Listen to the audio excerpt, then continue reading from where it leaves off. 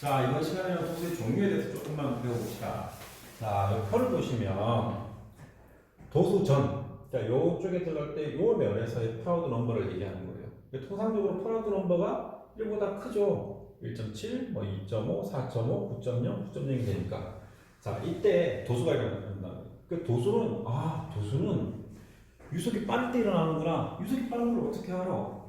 분모에 V가 들어가고 분자에 루트 GH가 들어가기 때문에 유속이 빠르면 도수가 생기는구나.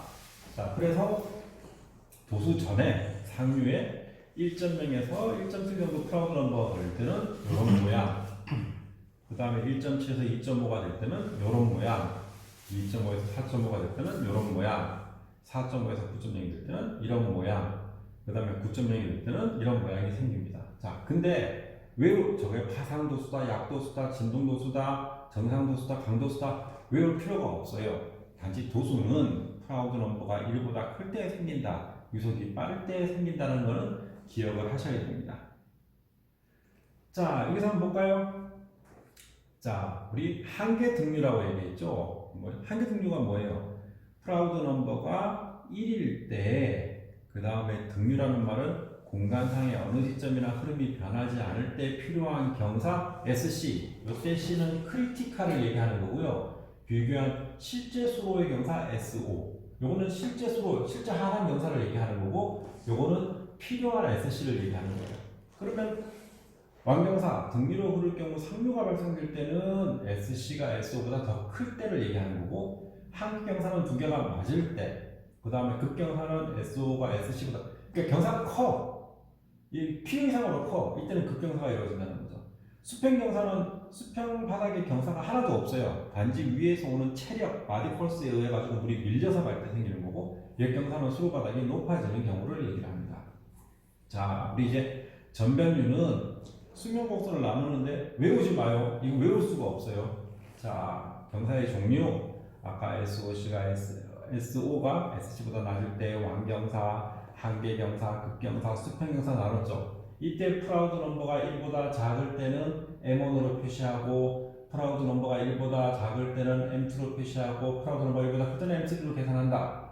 자, 이렇게 나눠놨어요. 그럼 요 그림이, 여기 보시면 책이 이렇게 나와 있어요. 여기는 완경사와 수명곡선, 그 다음에 극경사와 수명곡선, 그 다음에 각각의 경우에 따라서 위가 어떻게 변하는지에 대해서 그림을 이렇게 표시를 해뒀습니다. 일일이 다 외울 필요는 없어요. 여기 보시면은 이렇게 표시가 할 필요 없어요. 단지 요걸 보고 하나, 두 개 정도, 요거와 한 요거 세 개 정도는 따라가실 필요가 있어요. 아, 그림이 이렇게 그려지는구나 라고 얘기를 하시면 됩니다. 자, 그 다음에 항상 이제 많이 나오는 게 뭐냐면은 검사체상 컨트롤 볼륨에 있어가지고 이제 물이 계속이기 때문에 중력에 의해서 가기 때문에 물이 왼쪽에서 오른쪽으로 흘러갈 때 보시면, 자, 기준면이 있기 때문에, 자, 속도 에너지랑 수심, 압력 에너지랑 위치 에너지랑 속도 에너지랑 이 속도 에너지의 변화량 플러스 y 플러스 압력 에너지의 변화량, 그다음 위치 에너지의 변화량, 그다음 SQ. 요거는 그 마찰에 의한 경사가 요만큼 이렇게 생긴다라는 거죠. 이게 총 에너지는 속도 에너지, 압력 에너지, 위치 에너지를 나타내는 거죠. 보통 제타 그 G를 쓰는 게 보통 포텐셜 에너지를 G로 쓰기 때문에 저렇게 쓰는 겁니다. 자, 별로 어렵지 않아요, 그죠? 그림에서 보면은 이만큼 더 커지고 이거 dy. 요만큼 가면서 변화량을 마이너스가 될지 플러스가 될지 모르지만은 저때의 D는 델리케이트한 디퍼런스를 얘기하는 D, 우리 미분할 때 D를 배웠죠. 그때를 쓰는 겁니다.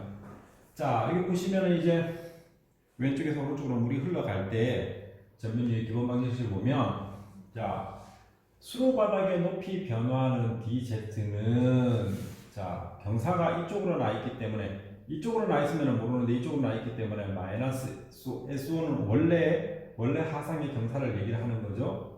곱하기 dx라고 한다. 근데 우리 요식에서 똑같은 거 다 지워봅시다. 왼쪽과 오른쪽에 있으니까 다 지웁시다. 그럼 남는 게 뭐가 되냐 하면 요 정도 남아요. 그죠? dz를 요거로 표시하면 요 정도 요렇게 남게 되는 거죠. 그죠? 식을 정리를 하게 되면 그러면 요 식 또는 밑에다 dx를 다 나눠버리면 요 식이 남게 되는 거죠.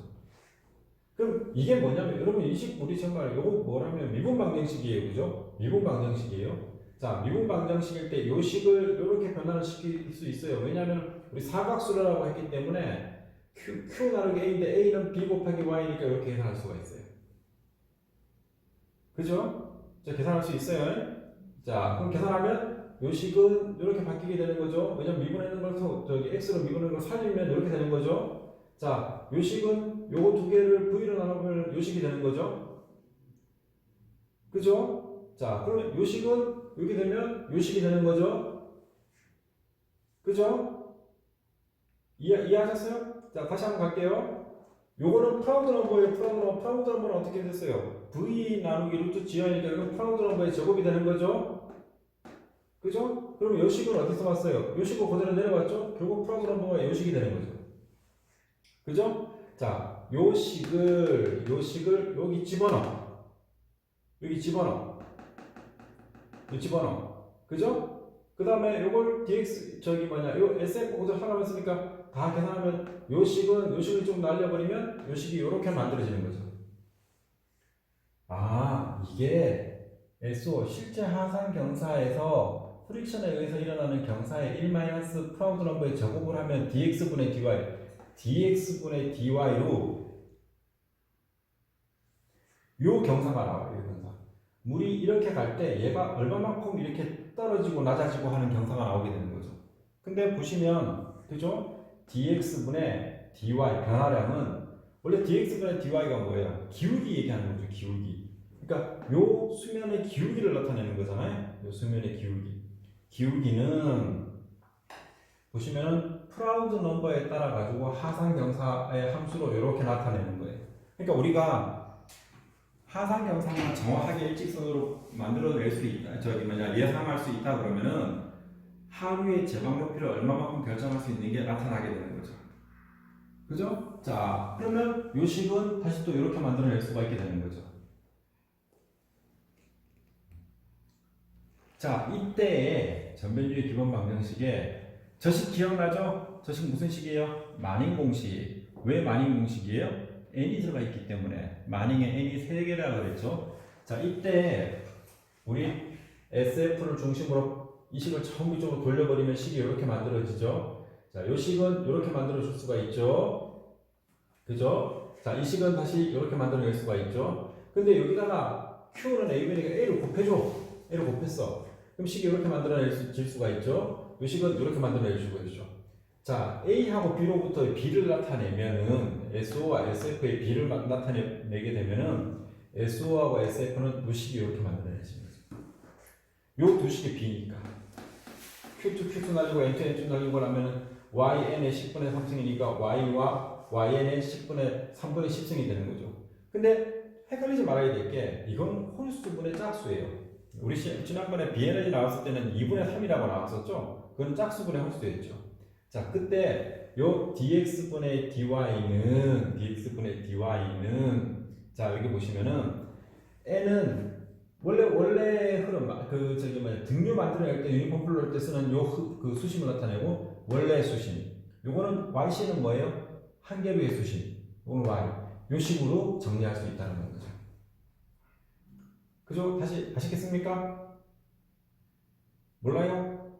응? 자, 이게 마닝 공식이죠. 마닝 공식에서 우리 SF 구해낼 수 있죠. 이렇게 SF 놔두고 다 빼. 그 다음에 이때 Q는 여기다 Q 곱해. 근데 이때는 실제 경사를 집어넣어. 실제 경사 집어넣어가지고 뭐냐? SO와 SF를 구해내요. 우리는 SO와 SF의 B가 필요해. 그게 Y분의 YN의 3분의 10승이 되는 거죠. 자, 프라우드 넘버는 V 나누기 루트 GY예요. 그죠? 이때 각각의 y분의 yc를 여기 집어넣어서 한 개로 이때를 가정을 해서 그러면 식이 이렇게 만들어지죠. 프라우드 넘버는 그죠? 식을 집어넣게 되면 dx분의 dy는 이 식이 만들어내거든요. 요거는 실제 하산 경사. 그럼 실제 하산 경사하고 등유일 때 필요한 yn과 실제 수심과 그 다음에 그 프라우드 넘버가 이럴 때 한 개의 수심을 집어넣게 되면 우리는 물이 흘러갈 때 이 경사, 이 저기 뭐냐 하류 쪽에서 물이 올라갈 건지 내려갈지를 예측할 수 있게 되는 거죠. 외워야 됩니까? 외울 필요는 없습니다. 자, 이제 이게 전변류의 수면 곡선을 나타내는데 여기 보시면은 전변류 수면 곡선을 나타내는데 자 이거 보시면은 나오죠. 자 여기 보시면은 여기 y의 넷 여기 실제의 여기 yc 실제 수면에서 수면 곡선형이 어떻게 바뀌어가는지가 다 나오게 되는 거죠. 뭐에 따라서? 요 공식에 따라서 나타나게 되는 거죠. 그죠? 자, 저기 뭐냐 별로 어렵지가 않아요. 근데 하나하나 해보셔야 돼요. 만약에 이랬을 때 실제 값을 집어넣고 식이 이렇게 변하는지 이렇게 변하는지는 여러분들이 한번 그려보시면 필요합니다. 그러니까 저희 M1 같은 경우에는 수면 경사가 플러스가 되고 여기는 줄어드니까 마이너스가 되는 거죠. 그럼 이쪽은 플러스가 되고 자 상류일 때는 전부 다 수면이 어떻게 돼요? 플러스가 되죠? 여기는 마이너스가 되는데 자 이때 상류 상태에서의 플러스가 되고 사류 상태에서의 마이너스가 되는 것들은 대부분 일반적으로 제가 앞서 말씀드렸던 거와 똑같고 이게 한계수심, 실제수심, 등류수심을 잘 표시를 해뒀기 때문에 그거에 따라서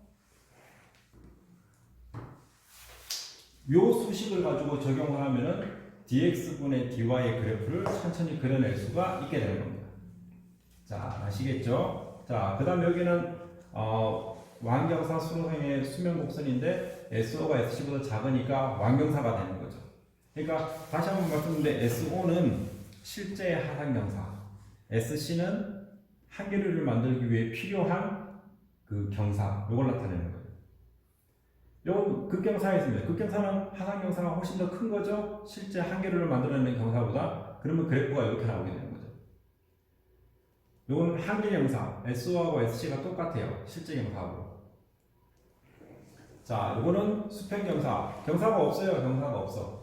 요거 두 개 얘기하는 거예요. 요거 두 개 얘기하는 거예요. 자, 이거 역경사를 얘기하는 거고. 자, 그 다음에 여기 이제 되게 중요한데, 여기서 보시면은, 등류수심에 접근하는 경우, 한계수심에 접근하는 경우예요. 자, 제가 그냥 Y라고 쓰면은, 그는 실제 수심을 얘기하는 거고, YN은 등류수심이라고 했고, 그 다음에 YC는 한계수심이라고 했어요. 자, 등류수심은 뭐냐 하면, 하상경사와 평행하게 달리는 거. 그러니까 수위가 실제 경사랑 평행하게 달리는 걸 우리 YN이라고 해요. 그죠? 근데 상류나 사류일 때는 어떻게 가요? 근데 YN이 보통은 YC가 되는 경우가 많은데, 자, YC 때도 그 수면은 변하지 않아요. 그대로 가요. 근데 등류수심으로 갈 경우를 우리는 YN으로 특수하게 표시했어요. 자, 그러면 Y=YN이 되므로 기본식에서 오른쪽 항의 분자가 0이 된다. 볼까요? 이 식에서. 자, dx분의 dy인데,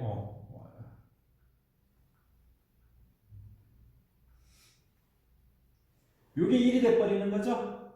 요게 1. 등류수심과 이게 같아. 그 1이 되는 거예요.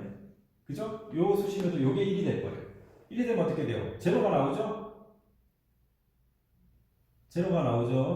자, 되므로 오른쪽 항의 분자항이 제로가 되므로 dx분의 dy는 0이 되니까 등류수심, 수심이 변화가 없게 되는 거예요. 쭉 가요. 그 다음에 한계수심인 경우에 y=yc가 되므로 아까 그 식에서 분모가 제로가 돼버려요. 그죠? 그러면 이게 dy분의 dx가 무한대가 되므로 수면 경사가 무한대가 되므로 한계수심과 직교를 하게 돼요. 직교. 근데 이거는 있을 수가 없는 흐름을 나타내는 거죠. 자, 그 다음에 수심이 깊어지는 경우에는 y 자체가 무한대로 깊어지지 않겠지만 뭐 1000m, 1000m 뭐 이렇게 하게 되면 dx분의 dy는 SO가 되므로 즉 그 하상 경사하고 그 다음에 dx분의 dy가 되므로 이거 평평하게 유지가 되는 경우예요. 이제 3번 경우에는. 자, 그 다음에 수로 바닥에 등급번호. 자, 이 경우에 y가 제로야. 수심이 연락이 얕아. 이때는 dx분의 dy가 무한대분의 무한대가 돼서 부정이 돼서 이거는 식을 풀 수가 없어요. 그러니까 등류수심이나 한계수심이 0이 아니므로 결국에는 y=0면은 dx분의 dy가 돼가지고 수로바닥과 직변의 형태가 되는데 이건 사실은 이런 한 자연현상은 일어날 수가 없죠. 수심이 직교가 돼버리는 게 바닥에 있을 수가 없게 되는 거죠. 자, 그 다음에 통제하면 내가 위에다가 수문을 달거나 아니면 이렇게 경사를 이렇게 변화시켜가지고 내가 뭐를 달어. 자, 그거를 자 보시면은 그 다음에 2번은 하류 통제 단면, 인위적인 통제 단면이요. 자, 상류는 표면파가 상류로 전파해요. 이게 뭐냐 하면 위에 있는 표면파가 위로 올라와. 위에 있는 표면파가 상류로 전파를 해요. 그래서 하류로 통제를 해. 위에 있는 표면파가. 그러니까 상류 밑에서부터 위로 계산을 해갖고 올라와야 돼요. 사류는 표면파가 하류로 전파돼요. 그러니까 상류를 제어해. 그러니까 하류 방향으로 계산을 하는 거예요. 그러니까 통제를 할 때 유속이 빠르다 그러면 이게 하류에서 발달된 무슨 수위 변화가 상류로 전달되겠구나. 그러면 어떻게 돼? 하류로 통제를 해야 돼요. 왜냐면 하류가 바뀌기 때문에. 자, 그 다음에 그 유속이 빨라. 그러면 표면파가 하류로 전파돼서 상류에서부터 유속을 느리게 해서 그 파들이 그 하류로 전파되지, 그러니까 하류로 전파되지 않게 저희들이 통제하는 것을 얘기합니다. 네, 여기는. 그러니까 중간중간 수문도 달고 경사도 바꿔놓고 여기다가 쇠석도 깔아가지고 그 에너지를 빨리 저감시킬 수 있는 방법들을 저희들이 사용을 하고 있습니다. 보통 댐 수문의 문을 열었을 때 나오는 어떤 그런 수리적인 문제들을 하기 위해서 보조댐도 두고 그 다음에 에너지 감쇄공도 두고 하게 되는 게 전부 다 이런 이유 때문에 그렇습니다.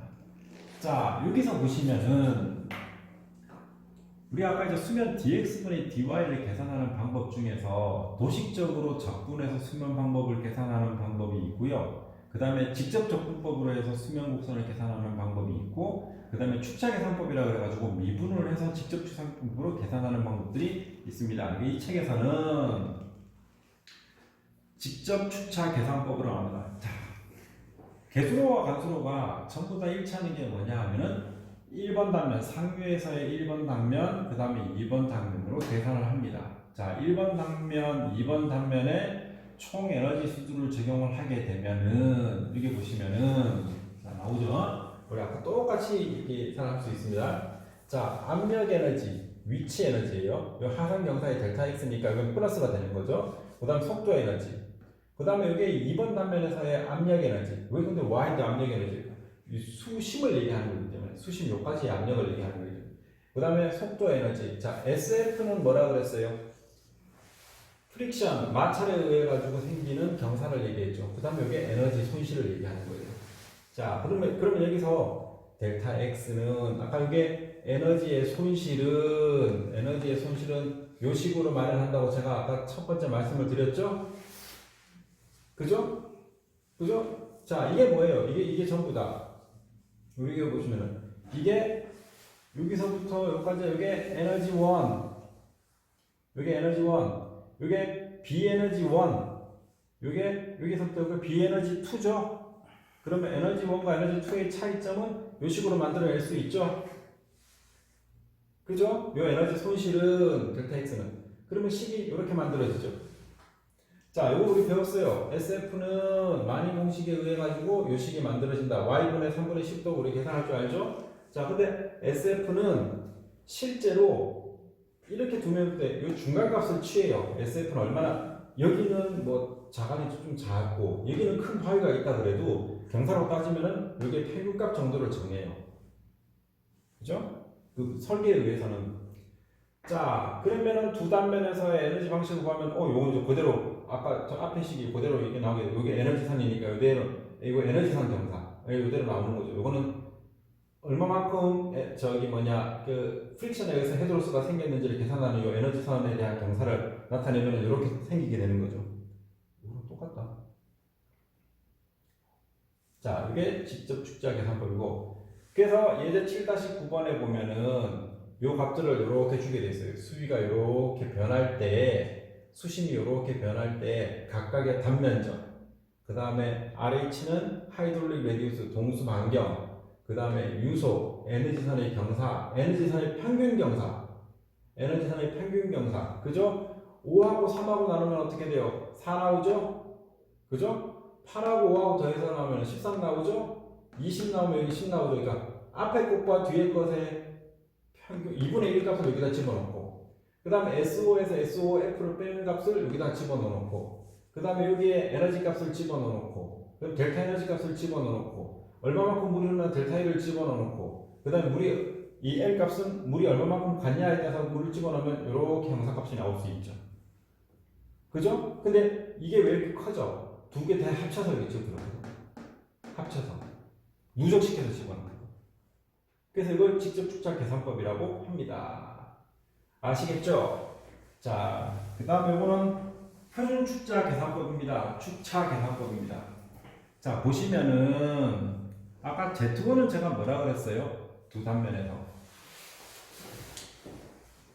위치 에너지. 근데 이 위치 에너지를 여기서부터 여기까지 잡을 때도 있지만 여기서부터 여기까지 잡았어요. 그러니까 이 위치 에너지에는 압력 에너지가 다 들어가 있어요.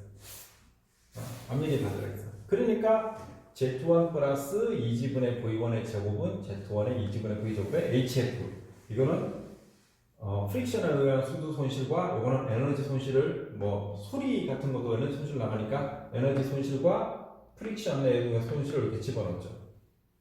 그죠? 자, HF는 그 하상의 이 조도에 따라서 생겨나는 경사 곱하기 델타 X니까 이 값을 이렇게 쓸 수 있죠. 이건 우리 직접 축차 계산법에도 이 공식을 썼으니까 이렇게 집어넣죠. 자, 그러면은 H1은 H2 플러스 SF 델타 X, SF 델타 X의 평균값에 델타 X 값을 구했는 값을 이렇게 집어넣을 수 있죠. 이거는 텀을 크게 보는 거예요. 근데 위에는 직접 추사 계산법은 단계로 나눠서 보는 거예요. 그러니까 이게 좀 더 정확하고 이거는 크게 러프하게 보는 거예요. 자, 보시면은 그 다음에는 여기 보시면은 예제가 나오죠. 근데 좀 약간 틀려요. 왜냐하면 여기는 델타 값이라는 게 거의 없고 크게 가는 거죠. 표준 축자 계산법. 이때는 강이 길 때 우리가 한 500m씩 아니면 1000m씩 단위를 끊었을 때 이 방법을 사용을 해요. 수위 변화도 그렇게 그거 안 하고. 그래서 7-10번에 보면은 요 값들을 그대로 사용해서 집어넣을 수가 있어요. 요것도 요거 두 개 더해서 나누면 요 값 나오고 요거는 평균 값이니까 그죠? 그죠? 그 다음에 델타 X는 여기 델타 X는 요 값들의 차이를 집어넣은 거죠. 1000m, 1000m, 1000m, 1000m, 1000m, 1000m 이렇게 나타나게 되는 거죠. 자, 그 다음에 HF는 원래 값이 수손실 값이 주어지는 거고. 그죠? 그러면 요거에 계산해서 요 공식대로 집어넣으면은 요게 대한 H 값이 새로 계산되어지는 거죠. 표준 축자 계산법 대충 아시겠죠? 자, 그럼 여기까지가 몇 분 남았냐? 지금 한 1분, 2분 남았을 때 끄라 이제.